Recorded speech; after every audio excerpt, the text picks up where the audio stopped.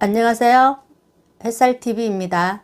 오늘은 농촌 체류형 쉼터가 12월 시행한다는 농지법 시행령 규칙 개정령안이 10월 29일부터 12월 9일까지 입법 예고되었다는 소식과 정부 관계자의 질의답변을 통해서 궁금했던 부분들을 열날가지로 설명해 보겠습니다. 1. 가장 말들이 많았던 부분이 체류형 쉼터 존치 기간이었습니다.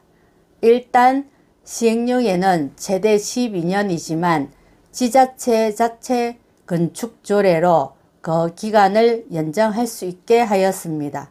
존치 기간을 12년으로 제한한 것을 우려하는 의견이 많아 농식품부는 건축법 시행령에 따라 존치기간 도래 후에도 안전, 기능, 미관, 환경을 해치지 않는 범위 내에서 지자체 건축 조례로 존치기간을 연장할 수 있도록 했습니다. 존치기간이 끝나고 나면 다시 원상복구 농지로 복구해야 합니다.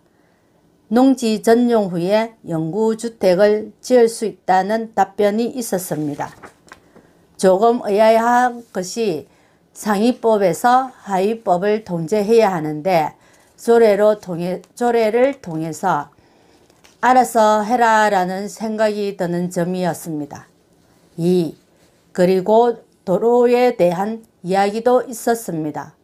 근본적으로 화재시 소방차 진입 가능해야 하고 응급시 응급차가 실제 들어갈 수 있는 도로가 있어야 한다는 취지로 도로의 크기에 대한 정의는 조금 부족했습니다.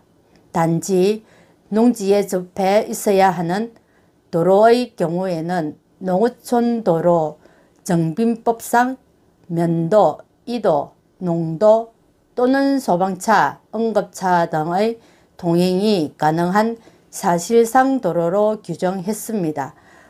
법령상 도로뿐만 아니라 현황 도로에 접한 농지에도 쉼터 설치가 가능하도록 도로의 범위를 명확히 했습니다. 3. 농막 사용자들의 불편사항 등을 해소하기 위해서 데크 정화조 설치 면적은 농막의 연면적 합계에서 제외한다는 내용도 포함되었습니다.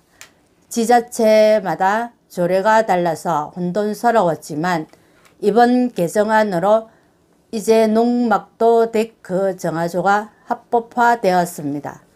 네 번째, 한 필지에 여러 채의 체류형 농막을 지을 수 있느냐의 기자의 질문에 본인 소유 농지에 한 필지당 농막이든 체류형 쉼터이든 한 채만 지을 수 있고 1층은 10평의 쉼터와 다락 5평 허용되고 높이는 4m, 처마는 외벽 중심선에서 1m, 데크는 가장 긴 외벽에 1.5m를 허용, 처마는 1m라서 많이 아쉽습니다.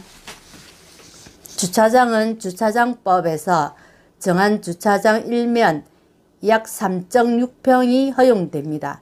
추가적인 질문에서 농막과 체류형 쉼터이든 합쳐서 33제곱미터 이내에서 지을 수 있는 것으로 정부 관계자가 말했습니다. 5. 다섯 번째, 체류형 쉼터는 쉼터를 지을 수 있는 자격인데요. 300평 이하의 토지를 가진 대한민국 국민이면 누구나 지을 수 있다고 했습니다. 한 가구당 하나의 체류형 쉼터를 지을 수 있습니다. 여섯 번째, 체류형 쉼터, 토지 소유자의 영농 의무가 있습니다. 이번 질의답변에서는 작물을 심어서 파는 것 정도는 아니더라도 이 법의 취지에 맞게 영농체험 정도의 영농은 해야 한다고 했습니다. 7. 전기는 농막은 농업용 전기를 쓰고 체류형 쉼터는 가정용 전기를 사용합니다. 농막은 농업용 전기를 사용하지만 체류형 쉼터는 가정용 전기를 사용합니다.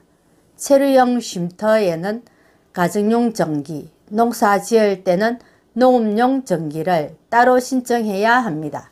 8.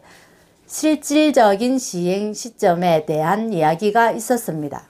실질적인 시행 시점은 시행령이 공포되면 바로 시작되고 조례가 준비 안 된 지자체에게 조례 제정의 가이드라인은 배포가 될 것으로 말했습니다. 9. 콘크리트 타설 기초공사를 하면 불법입니다. 10.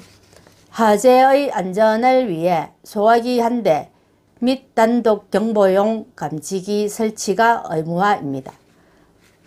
11번 쉼터 주변에 잔디 식재는 불가입니다. 화재 위험 때문에 그렇죠. 12. 기초농막은 2027년 12월까지 농촌 체류형 쉼터로 신고해야 기존 농막을 체류형 쉼터로 인정해 준다는 거 꼭 기억하세요. 그 다음에 13번 주택이 아니기에 양도세나 종부세는 없지만 재산세로 취득세는 부과가 됩니다. 마지막으로 14번 마지막으로 설치 불가 지역이 있습니다.